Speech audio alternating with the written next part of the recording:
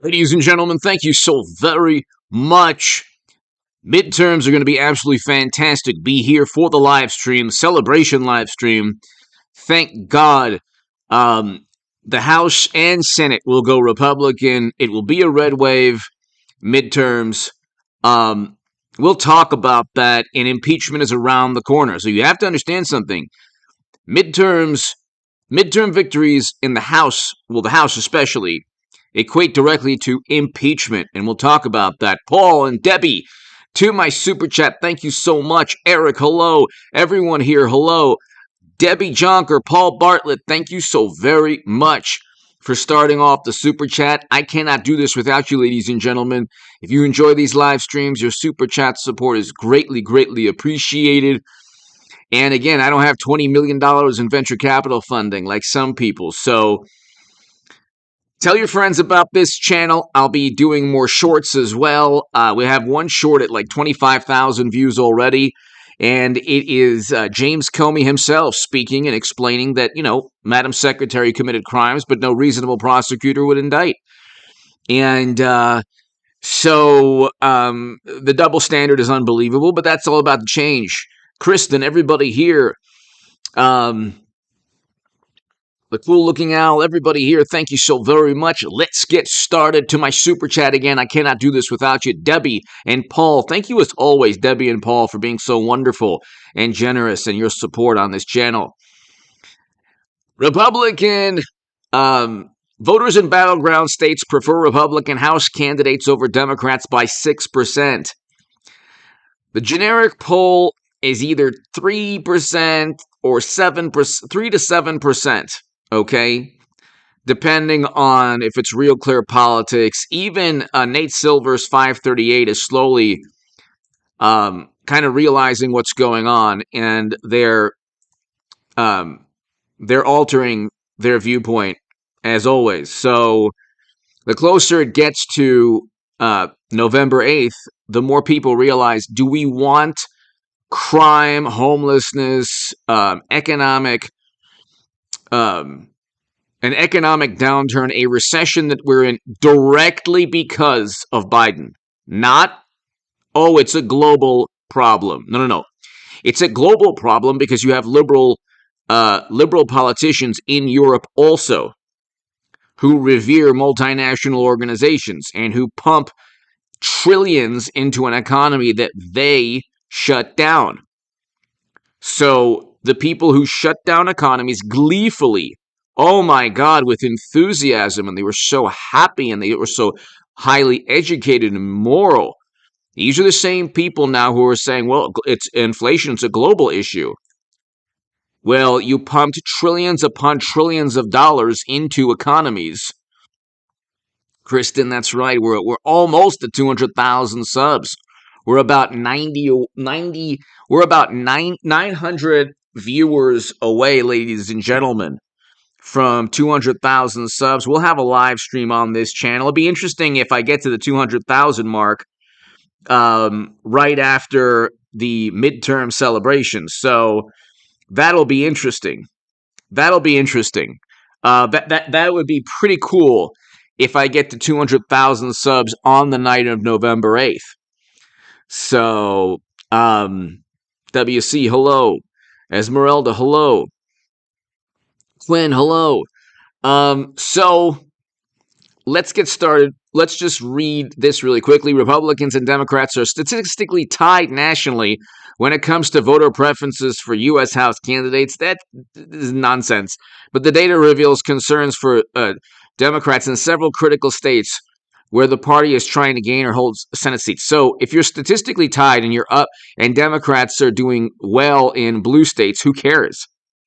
Who cares? It's swing states that you have to focus on. And by the way, the generic poll does not show they're statistically tied. Republicans in the RCP congressional poll are 3.1 points up.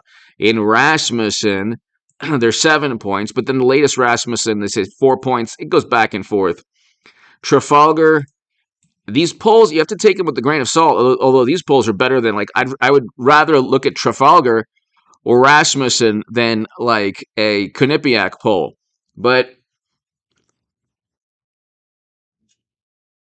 it's a 6-point lead, close to little less than a 6-point lead with 8.9% undecided. If you're undecided, what are you trying to decide? Do you want to lose more money? Because that's what it comes down to. You will lose money if you vote Democrat. You will lose money. 25% of retirement accounts, according to the New York Post, are gone, evaporated. You have 8.5% real wages down. I mean, how much money do you want to spend? Ladies and gentlemen, how much money do you want to spend to ensure Trump doesn't tweet? I mean, does that make any sense at all, ladies and gentlemen? Does that make any sense at all? How much money are people willing to spend just to, like, if you vote Democrat, you are actually taking money out of your pocket and saying, okay, I'd rather have more poverty, because poverty has gone up from 2019 at a record low under Trump. If you are a morally superior socialist where you're an atheist, but actually politics is your religion, then it's a moral imperative to vote for Trump and Republicans. You have more poverty, not less poverty. What's the point of being on the left if you preside over greater poverty? What is the point? That's the selling point. That's the allure. That's the image. You are empathetic. You care about poor people. You want to help people who are struggling. But Democratic policies caused people to lose money, to lose their jobs. Okay, Biden came in and single-handedly caused inflation to skyrocket with his energy policy. A big part of inflation, like 30 to 40% of the inflation numbers, are energy costs. So if you want to just decide what you want, Democrats, do you want to save the planet because there's a consensus on climate? Decide what you want and own it. Own it, Democrats. Don't say that you want to save the planet and you care about the future of the environment and the planet because you know what? You need to make sure that climate around the world, that you can actually alter and reduce the temperature on the entire planet because of electric vehicles and going and decarbonizing the planet. So what are you really focused on? Do you want to save the planet, or do you want to beg OPEC for oil and release 200 million barrels of strategic petroleum reserves? They went after Herschel Walker. Oh, he's a hypocrite. Like, nobody's a greater hypocrite than the average Democrat, than Biden, than Warnock in Georgia. These people released 200 million barrels of oil while they rail against oil. Which one is it? Own it. Own it. You can't be a Boston Red Sox fan and then say, "Oh, I love the Yankees," when it suits you. Okay, you can't be a Yankees fan and say, "Well, I like the Red Sox now." It doesn't work that way. It doesn't work that way. Okay? You have to if you're on a certain team and your team has a philosophy or a mindset, or Democrats preach and pontificate, but they have nothing to show for it. They have nothing to show for it. You can't save the planet and focus on protect and climate, and then beg OPEC for oil, and then release 200 million barrels of strategic petroleum reserves, while at the same time going after American oil and gas companies. It's even worse in Europe. I mean, what kind of are Democrats intent on financial ruin? What is the point here? What is the point? They forced economies to completely shut down, and then they went to battle with oil and gas companies, and then they flooded strategic petroleum reserves and pumped more hundred trillions of dollars into economies that they forced to shut down. And that was a choice. I mean, every step of the way the past 2 years. Trump's last year in office was commandeered by Democrats, so you can't say that it was his fault. Debbie and Paul, thank you so very much to my super chat. Thank you. I can't do this without you, ladies and gentlemen.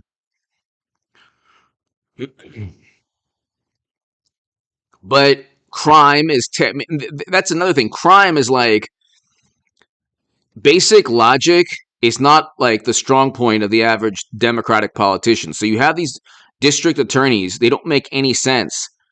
If you want to let go, if you want non-violent criminals, non-violent, without to be let go without bail, fine. But people who commit atrocities, you don't put them back on the street.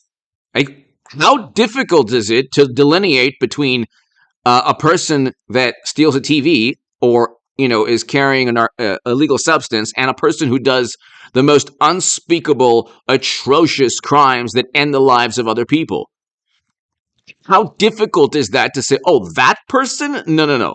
There's no progressive reform there for that person because that person is actually a menace to innocent human beings.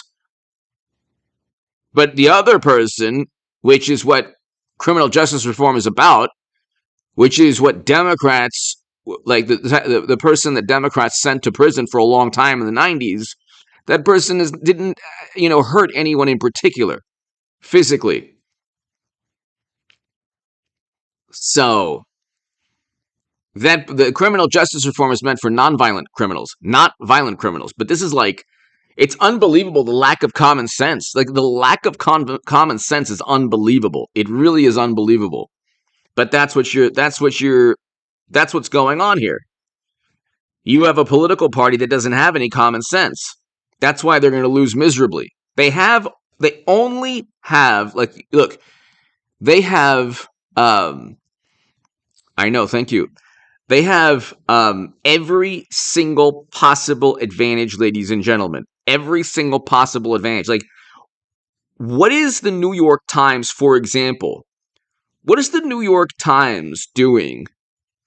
Running stories on Stephen Colbert or Seth Meyers or Saturday Night Live or Jimmy Kimmel, going after Trump. How is that a news story? When was the last, like, did the New York Times write about Johnny Carson's latest joke about Reagan? Did that ever happen? Did that ever happen? Okay, it never happened. It never happened. In the United States of America, Democrats have found a way to merge Hollywood, entertainment, loyalists within the U.S. government into their political party. And so you have a situation where the Democratic Party is not just a political party. It's now like a social movement. It's now like they've tried desperately to make liberal sensibilities part of Americana, but it doesn't work, though. It doesn't work. It ain't working. People in every Democratic-run city are saying, wow, crime and homelessness are through the roof. Okay? You have atrocities taking place all the time. And they're allowed to take place because of quote-unquote progressive policies, which aren't progressive. Criminal justice reform is meant for people who do not commit unspeakable acts. If you commit an unspeakable crime that I can't even talk about on YouTube because of YouTube policies, then you shouldn't be let out. Sorry, that has nothing to do with what Rand Paul or what progressives or what people who care about criminal justice reform. They were never talking about. They were never talking about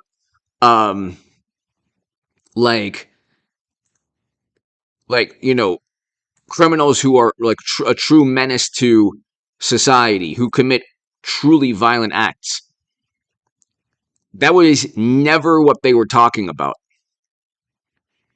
But see, again, like, Democrats are like liberal robots. They're like artificial intelligence, liberal sensibility infused, programmed. Like it's like the average Democratic politician and voter. They don't really believe anything. Like they're like it's like the artificial intelligence Democrat, liberal, morally superior liberal Democrats. It's like a computer algorithm or a robot.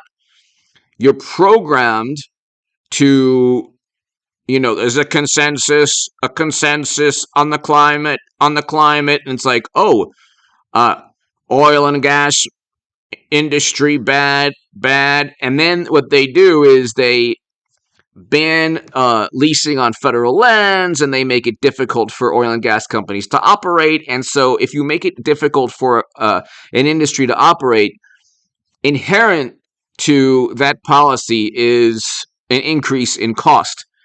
You're going to increase the price of oil and gas just by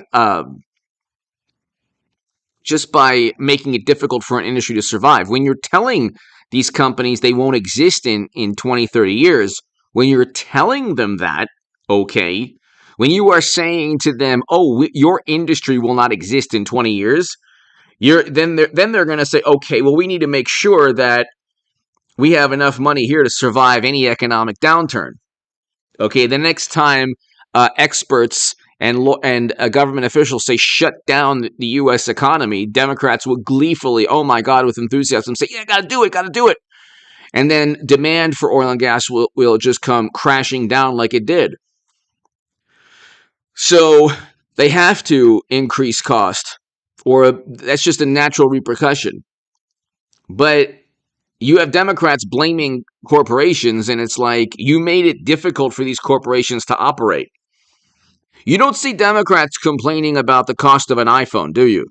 You don't see them ever saying that Apple is overcharging for the iPhone, because Apple can charge whatever it likes. So can all these oil companies. And when you've made it difficult, and then to try to reverse course and backtrack, you flood the country with 200 million barrels of strategic petroleum reserves, and then you get the gigantic middle finger from OPEC after you beg them for oil. I mean, this is hilarious. It's like so embarrassing. Biden talks about, when you can actually kind of understand him, he talks about, the climate and protecting and the environment and all of that. And then what he does is he begs OPEC for oil. And they're like, oh, we're actually going to cut production by 2 million barrels. And the only reason oil is down is because there's a recession. We are in a recession, and there's a looming global recession.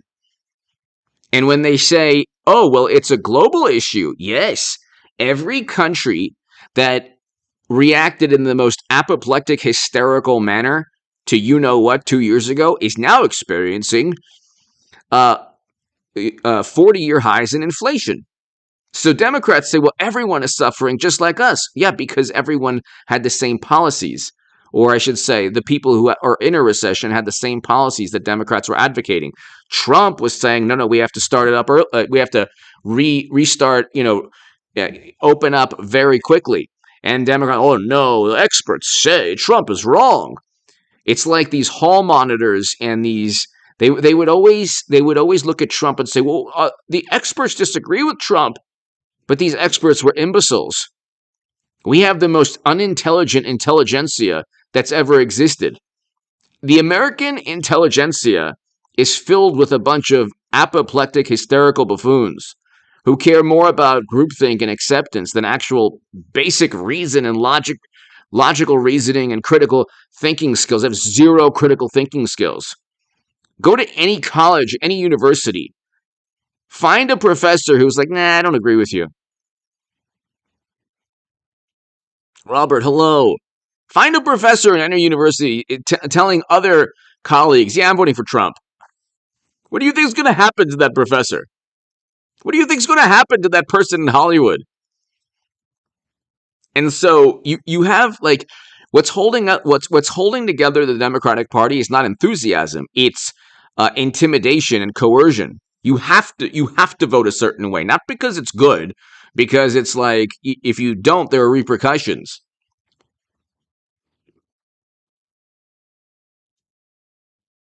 It's why I don't understand, like, they dislike Trump so much. Like, you have progressives or socialists or left-leaning people, they dislike Trump so much. But why, though? Like, what did Trump do that's so horrible? His words, okay. But we had a record low in poverty. We had the highest ever household median income. And if you want to say, well, corporate profits are up or household median income went up under Biden, $10 trillion in fiscal and monetary stimulus was pumped into the economy. Like, these people don't understand. Emily, you're right. These people don't understand. Like, when you're printing money and pumping money into an economy, okay, you can only go for so long and say it's a great economy. The economy is not growing; it's shrinking. When you pumped trillions into the economy and it shrinks, you've failed. When they were all about condemning Trump, and they were talking about the deficit and the debt with Trump. Law 2258, hello. But the thing is, what they didn't understand is that the tax cuts grew the economy.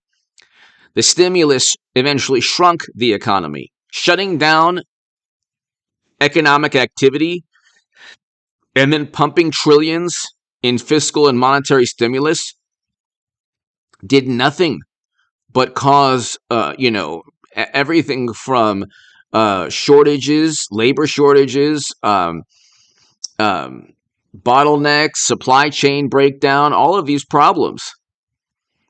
So, like, what did you gain from the past 2 years, 3 years really, 2021 and 22, Democrats have had a virtual control of what was going on. And then you could say, well, Trump was president. Like, Trump didn't really have. You had Democratic governors who gleefully tanked economic activity. And like in New York and New Jersey, they were actually like arresting people who dared open up their business. Oh my God, it was like a crime against humanity. And they take a calamity and they take any issue. Old Town, hello. They take any issue. And what they do is they just run it into the ground in terms of hysteria and paranoia and apoplectic coverage. They'll say, oh my God, if you don't listen to us, lives will be lost. And then the country listens and lives are lost in other ways. You shut down economic activity, you traumatized millions of people, and then people lost their lives in different ways. You traumatized people, and if they were prospering in a job, suddenly they didn't have that job. If they were studying, or if they had a goal, or some kind of beautiful dream that they had to put their dream on hold, all because Democrats said, oh, the experts. And then now you have all these bureaucrats, these slimy, deceitful liars. You have these people saying, well, it wasn't our fault. No, I mean, we didn't say that people shouldn't work. We didn't say that. We didn't say that people shouldn't work. We didn't destroy the dreams of a great many Americans, and we didn't traumatize people. There are still people traumatized. It's 100. It can get to like 108 degrees in Los Angeles. Okay, it can get to like 110, and you will see people with, we'll just say alone, outside, not breathing freely. Let's just put it that way. I'm not gonna, go into it, but if they were told to wear an 1800s diving helmet in 110-degree weather, the morally superior among us will say, "Oh my God, the experts say do it, so we'll do it." And so they're riding their bike, in 110-degree weather, protecting themselves from what. I mean, it's madness, but there you go. There you go. It's 110 degrees. Maybe your body wants to breathe. Maybe you want to breathe. Maybe, God forbid, you should just breathe the air when nobody's around you. But a lot of this is like a lucky rabbit's foot. Like a lot of this is like a religion, like religious doctrine that you just like this, like you just do it to do it because you're told it's good. And it's like you have all of these governors now, and the chickens are coming home to roost. They made their bed, and now they have to, deal with the consequences. People couldn't live their lives for a year and a half to 2 years. They couldn't live their life, and then you had like cities that wouldn't allow you to go to restaurants. Okay, and then that didn't work. So I mean, all of these governors now and all of these senators, like, do you want, like, if you're in Georgia and Arizona and Pennsylvania, what is it about Biden's democracy and economy and country that you like? What is it? Like, what is it that you want to keep going? Like, you don't like extreme Republicans and their economic, the fact that Trump had a great economy. I don't understand how. I don't understand for the life of me how Democrats are even close. They're not. They're not close. But like, how on earth are Democrats even competitive at all? They're like, oh, Kelly's up over Masters by 8 points. Why? Is the economy great in Arizona? What? There's no crime. There's no homelessness. There's no issues with um, human beings that I guess we'll just say that Martha's Vineyard sent directly to a military base.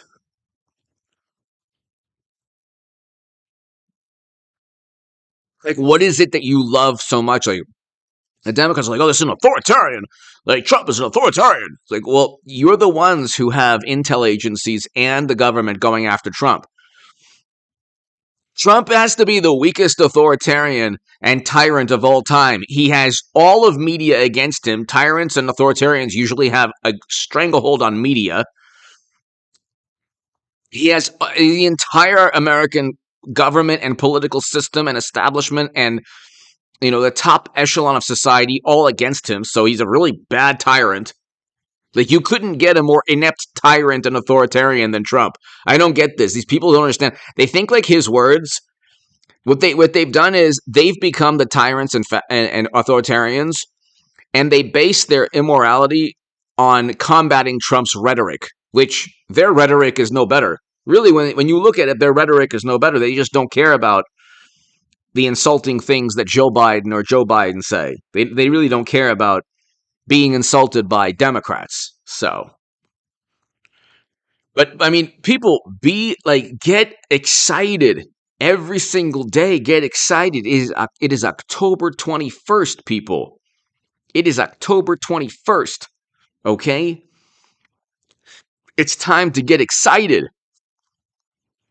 It's time to start looking forward to impeachment. I mean, graft and bribery are serious issues. And if you don't think that Joe engaged in graft, how did he get millions upon millions of dollars? It wasn't through speaking engagements or his book. Nobody read any of his books. I don't even know if he has numerous books, but nobody's read a book by Biden. And nobody has listened to his speeches. I mean, have you heard him speak? So you need an interpreter, even if you speak English, to understand what's going on. So it's like in one of the emails, Hunter is saying he gives 10% of his business deals to Joe. I mean, it's right there. You don't get like Eric Trump saying, "Oh, that's right. The business deals while the president is a sitting president, I give him 10%." So Joe was vice president, and he met with Hunter's business associates. Joe was vice president and meeting with Hunter's business associates. It's not, the impeachment is not just going to be a political statement. Like, Democrats didn't impeach Trump on a crime. This is a fact and an inconvenient truth that there's no morally superior liberal Democrat that can acknowledge this. Like, Trump was not impeached on any crime. You can impeach Joe on a specific crime. Okay? There are emails that you can directly relate to money flow. And here's the thing: if you lack any suspicion, you are not only partisan, but you're the most gullible person on the planet. Tipsy, you're not. I haven't banned anyone here. And so the GOP holds big leads in key economic issues. So it's like we had a great economy with Trump. Nobody can even, like, there's the dumbest talking point on the left, like Trump abandoned the working class. Is the working class doing better under Biden? Did it do better under Trump? These are very simple questions to answer, my God. Like, you have to be a complete imbecile not to know the answer to these. These are rhetorical questions. Of course, the working class did better under Trump. Nobody can deny this. I mean, you'd have to not look at any numbers. Every demographic group did better in 2019. And 2019, 2017, 2018, and 2019 is how you should judge Trump. Not his last year in office when Andrew Cuomo and Whitmer and all of these blue state governors gleefully tanked their economies. So it's like, General Patton, hello. So it's like people are finally realizing that there is a choice, okay? And if you focus on Trump for 7 years and you don't focus on the economy and your foreign policy is a catastrophe, an absolute catastrophe, okay? Your foreign policy is an absolute catastrophe. It's like,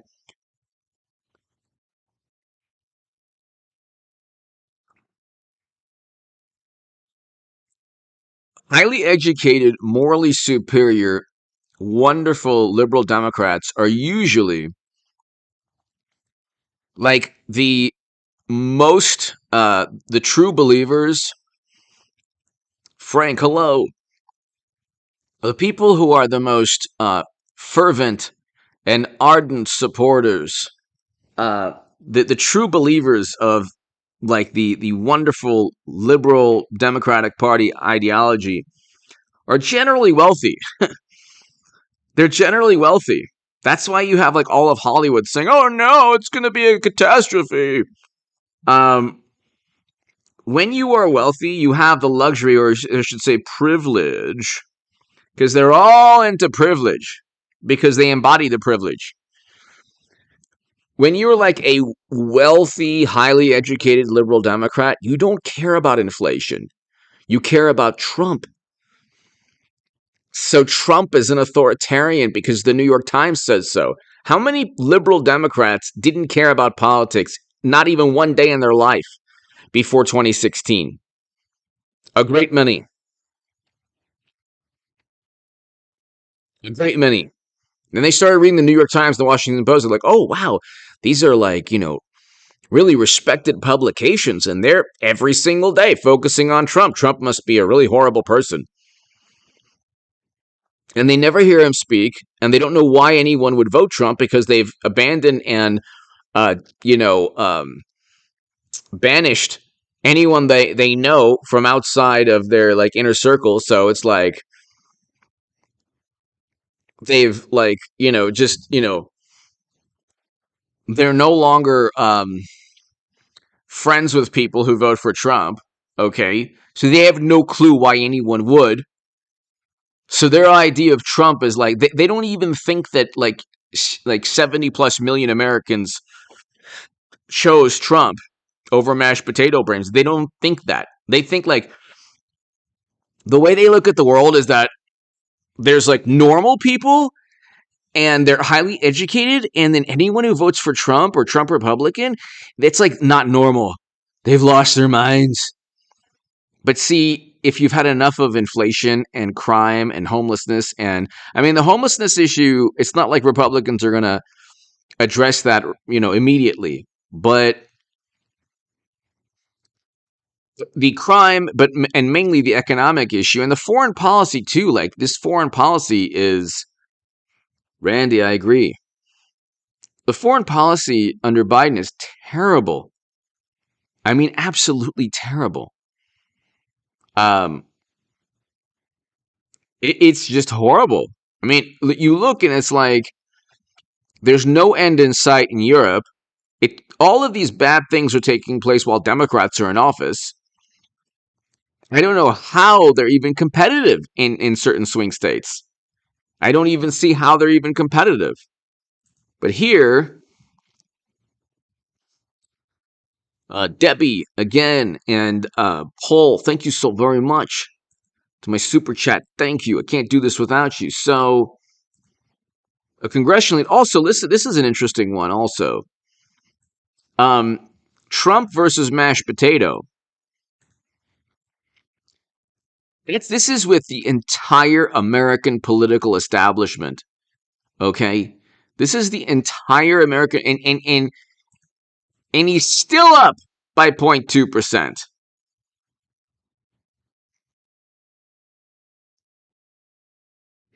He's still up by 0.2%. I mean, you got to understand, like, you have to take this in context. Okay, this is like Donald Trump's running a 340 with a 100-pound backpack on him.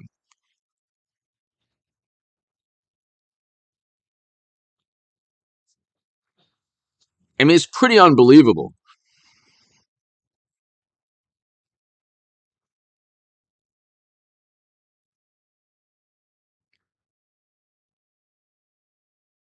You have a situation, ladies and gentlemen, where it's like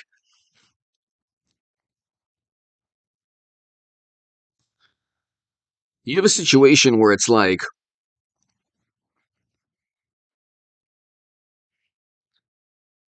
you're an expert. That's tough. The bluer the state is, the tougher it is. But here, it's like you have Trump versus mashed potato brains, and it's like unbelievable. Imagine if every late night talk show host went after Biden. Imagine that. Imagine if every single publication focused on Biden. As it is, they do their best to cover up any, like, slip of the tongue or faux pas or whatever, or gaffe, okay?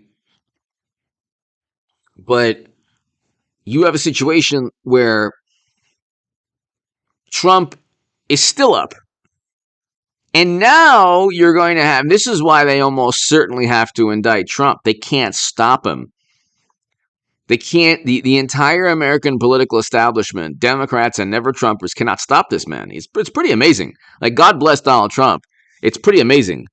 He obviously never committed a crime, because if you've had that many investigations that were politically motivated and still couldn't find anything, Lisa, hello. You had investigations. James Comey, the short on this channel, even states, James Comey states himself, yeah, you know what? There were laws broken, but no reasonable prosecutor would indict. Trump doesn't get that benefit of the doubt. Everything they accuse Trump of, they embody. So they went after Trump. They couldn't find anything, but oh my God, he did something wrong. We have to, oh my God, he's such a criminal. He did this and that. Well, then why didn't you indict him? Oh, because you had nothing on him. Why didn't you indict Clinton or Hunter? Because Comey said no reasonable prosecutor would, even though there were crimes committed. And with Hunter, they're not even getting into the graft and bribery schemes. They're not even going to get into that. They're investigating so they don't have to investigate the actual criminal activity, like the true criminal activity. So, So it's like you have a situation where Trump is still up in the polls. And if Trump is still up in the polls, and imagine, like, if he's so extreme, if he's such moderate Republicans, if moderate Republicans are a big menace to democracy, why is he still up in the polls? And these polls skew towards Democrats all the time. Okay, the polling industry is generally a public relations industry for Democrats. Only when they have to, towards the like. I don't think like I can't say this with certainty, but there's a reason why Republicans do better the closer the contest gets. Okay, there's a reason also Democrats start off with monumental leads. There could be a lot of reasons, but one reason is, oh, look, these polls will, if you show a Democrat up 10 points, every publication is going to talk about it. And the Democrat does well, gets more money.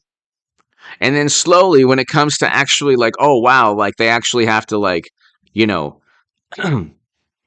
actually have to win the contest, suddenly the Republican does much better than initially thought. Gee, that's always interesting. Always interesting how that happens. They won in 2018 the House, and they've done nothing with it. They're not even going to be able to get the student loan issue done. And the issue with student loans is typical bait and switch with Democrats. The progressives wanted all student loans canceled and free college tuition. They're not getting any of that. They're not getting Medicare for all. They're not going to get any of it.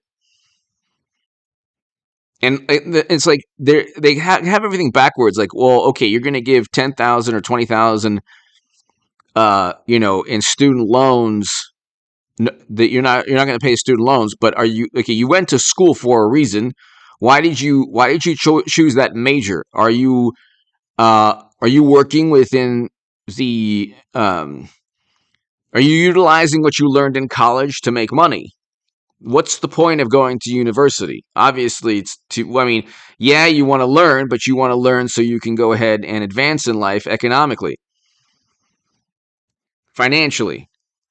So now you have your 10 or 20 grand that Biden said, oh, yeah, I'm right. But now it's how much more expensive now with oil and gas and rent and food. You're going to be spending a good part of that 20 grand on living in Biden's America. You already lost 30 plus thousand in retirement income, according to the New York Post and other publications. So, and then you're down 8.5% in real wages. I remember people would say, oh, real wages with Trump. Well, real wages aren't up. But Trump isn't doing that great because real wages aren't up. Well, how are real wages now? They're down 8.5%. JB, hello. They're down 8.5%. How are real wages now? Like nobody, it's like, it was so hilarious. Like, you have these people who disown friends and family, and it's like, what are they saying now? What are they saying now? Is this good? Is this economy good? Is it good to have 8.5% in real wages down and inflation a lot higher than 8 to 9%?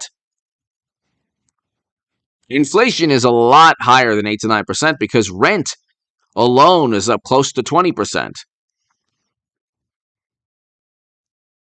And food prices are a lot higher than the 7 to 10% they claim. Because, oh, that's right, the items that everyone purchases, eggs, milk, bread, it's more than 8% up. So,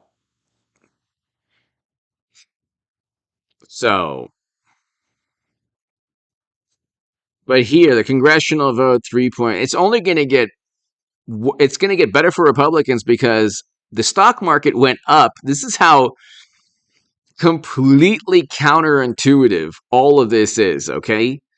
Check out how completely counterintuitive all of this is, okay? The stock market went up the past 3 days, 4 days or so, went up like 2,000 points. Why? Why? Because the economy stinks so bad that they're happy, investors on Wall Street are happy or they're excited that the interest rates going up in a recession won't go up as much as the Fed wants. So then they're buying, buy, and it's like it's only going to come crashing down right before November 8th. This is the worst thing. Like, they were talking about Democrats peaking, and they're talking about, like, well, the only reason they peaked is because of the nonpartisan, definitely had nothing to do with midterms, Mar-a-Lago raid. Okay? And then, like, they say Dobbs influence, like, yeah, like, a little bit, but not really, like, that's not an issue that most people focus on right now with the economy. If the economy wasn't in a tailspin and tanking, maybe it would be a greater issue. But none of your business. Hello.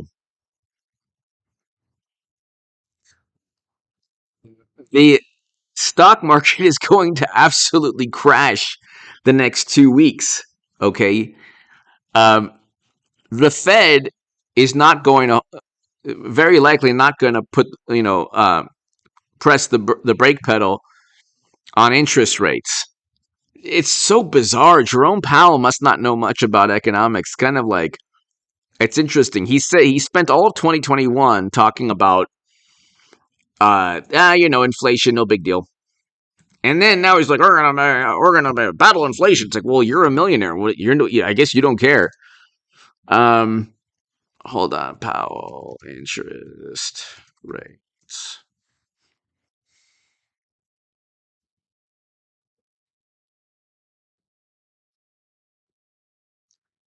Then this is like Fed barrels towards another 75-point rate hike. Okay.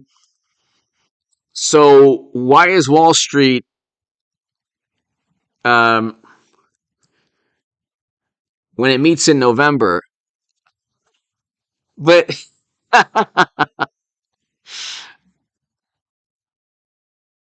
traders are pricing a 95% chance of another 75 basis point. No, they're not. It's going up. This was October 18th, so the past couple of days it's gone up like 2,000 points. It's going to come crashing down. And you have Jerome Powell might finally have mercy on us. Well, why would he have mercy on us? The guy spent the past year, 2021, stating that he said in 2021 that inflation was temporary. So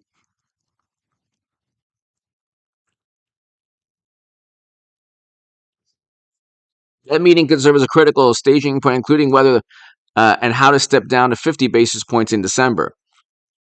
But the whole point, you're making it difficult for the economy. When you raise interest rates, you're doing so to limit economic growth. You usually, like in the early 2000s, like, oh, we got to raise interest rates. See, the economy is growing too fast. Now the economy is shrinking and they're raising interest rates. And then the market went up today, or like the past 3 days. and people are like, oh, well, it's going up. And the only reason it's going up is because of the belief that Powell might not raise interest rates 75 basis points. So if he raises it 25 or to 50 basis points, that's good. You're still going to have earnings stink the next couple of quarters. So I don't get it. We'll do another 10 minutes, ladies and gentlemen, and then I'm out of here. So I don't get it. To my super chat, thank you again. Debbie, thank you. Paul, thank you. As always, ladies and gentlemen, thank you. And this man is hilarious. Like, until the job is done. But you said that it wasn't an issue. This is like why the experts know nothing. This is why the intelligentsia we have is the most unintelligent intelligentsia of all time. This is why when you hear, like, I'm not an expert, trust me, you don't have to be. You don't have to. And then to appeal to authority, they changed all the definitions to, well, you should trust it.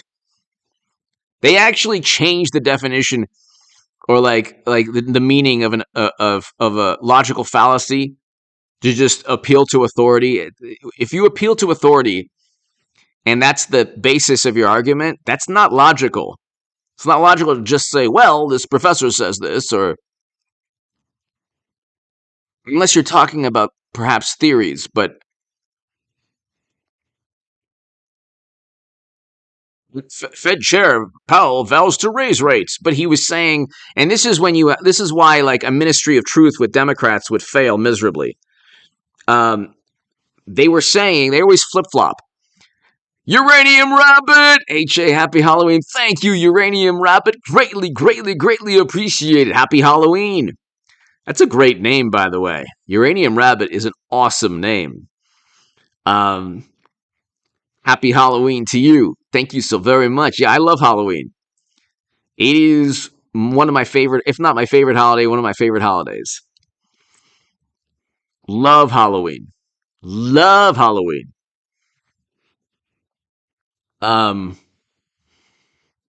Thank you so very much, Uranium Rabbit, to my super chat. Thank you. I cannot do this without you, people. I cannot do this without you. Yeah, I mean, you look and it's like, Uranium Rabbit, thank you again. Greatly, greatly, greatly appreciated. Um, they're like, oh, trust the experts. Like, this is why you don't trust anyone. It's nothing to do with trust. Politics has nothing to do with trust. That's why that stupid message board nonsense I told everyone. And it's like, trust this. Whenever you hear the word trust, when it's like you're supposed to trust something, don't trust it. you trust is earned. Respect is earned. You can't just simply, I mean, respect is earned. Of course, there's tradition. Um, but respect and trust are emotions that come naturally for logical reasons, not because somebody is the Fed chairman doing the work of Democrats. Like he should have warned the country. Oh, you know, if you pump $10 trillion into the economy after you tank economic activity, it's probably not a good thing. Like somebody should have said that. But see, again, the consensus on every issue is fabricated, and it's a coerced consensus. If anyone disagrees, what happens to the person? They lose their job. They get banned on Twitter. That's not going to it's not going to be a thing any longer, being banned off of Twitter. Like you're the worst thing to happen to Democrats, the people who claim to be against authoritarians, is a free flow of ideas. Okay, these are the Democrats are the people who believe in conspiratorial nonsense all the time. They just have government officials say the most nonsensical thing. Well, Trump was, look, Kremlin wanted Trump. How do we know this? Oh, because there were Facebook ads. So what? What does that mean? Was Facebook a part of it also? Oh, no, no, no. They were innocent. Oh, okay. Twitter was also innocent, but those platforms were utilized by another country. Well, how can another country utilize those platforms and those platforms be completely innocent? It makes no sense, but there you go. And then like, oh, well, the DNC cheating Bernie Sanders, when people found out about that, it was a big problem. So, so I agree with you, Eric. I agree with you. Uranium Rabbit, thank you. Debbie, Paul, thank you. To my super chat, thank you. I can't do this without you, ladies and gentlemen. So, and happy Halloween to you, Uranium Rabbit. Thank you. Halloween is fantastic. It's fantastic. Speaking of Halloween, let's just see when I tell you that when I tell you that let me just I'll give you a frightening, although something I think is fantastic. Yeah, don't call it a comeback.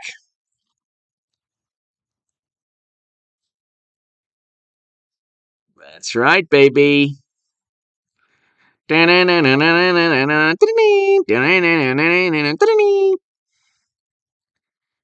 do I lie? Do I lie? That's right. How amazing is this? Yeah. Yes.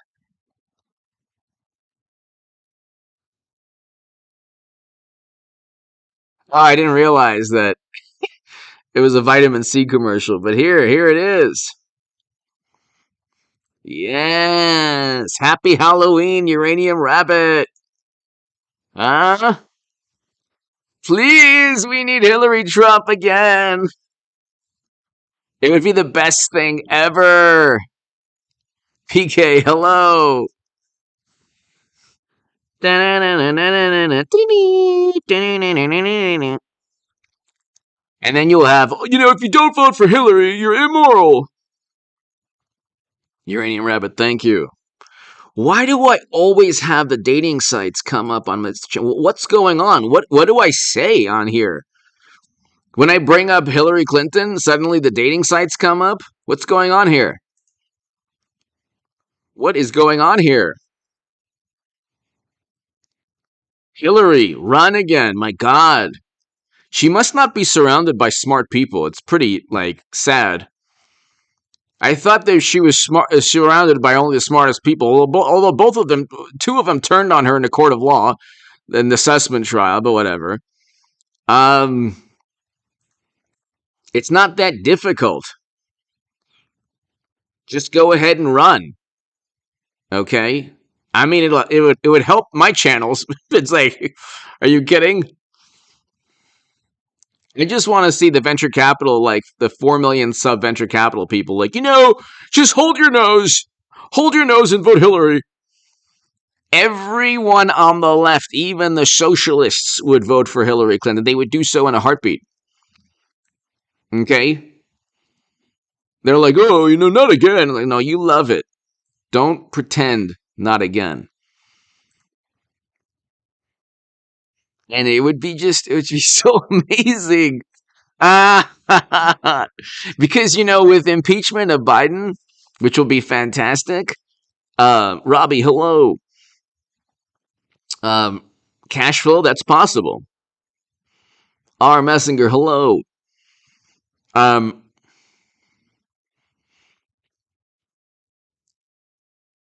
You have the Democrats will vote for anybody. It could be like one of those animatronic 80s robots from Pirates of the Caribbean. They're like, oh, Pirates of the Caribbean. And it's like the little animatronic robot. If you just had that as president, they'd vote for that. Democrats will vote for anyone they're told to vote for. Otherwise, they lose family members, friends. They get disowned by people. It's a big problem. They're not in the same Facebook groups anymore. People on Twitter go after them. It's just a big problem. It is seriously. They view it to be more like they view Hunter and Joe and Hillary to be, part of their morality. Actually, their morality, it doesn't address the immorality in their midst. So,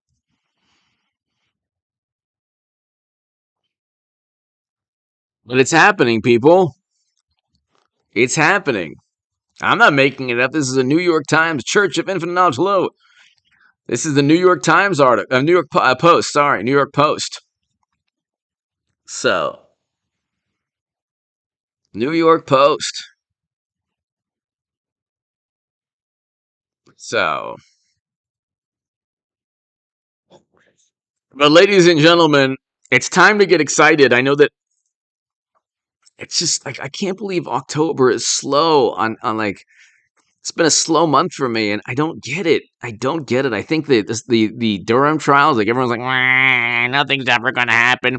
By the way, I banned the word nothing. So, for anyone who thinks nothing's ever going to happen, good luck trying to write that statement. You'll have to you what you think will happen will not happen! Exclamation point!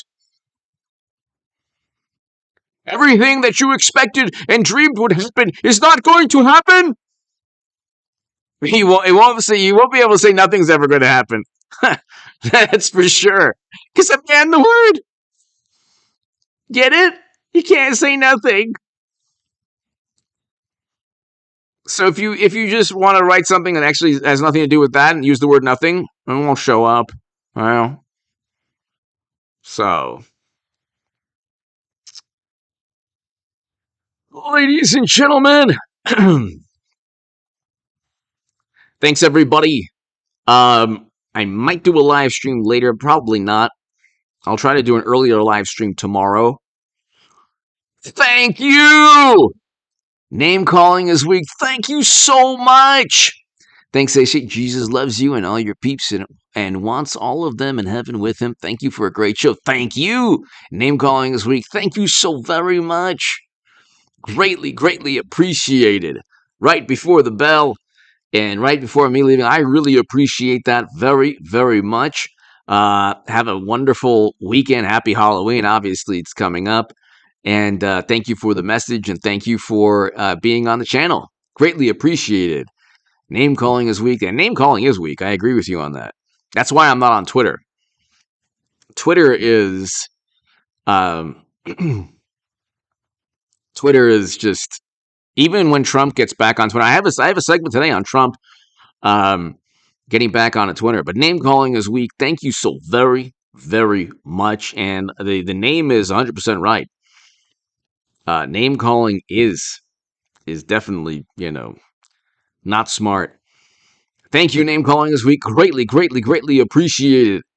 Have a great evening, everyone. God bless you all. Thank you so much. Name calling this week. Thank you so much. To my super chat, I can't thank you enough. Have a great weekend, everybody. And I should have an upload in about 2 hours or so. So be here in 2 hours. Thanks, everybody. Have a beautiful evening. Be safe. Be very safe.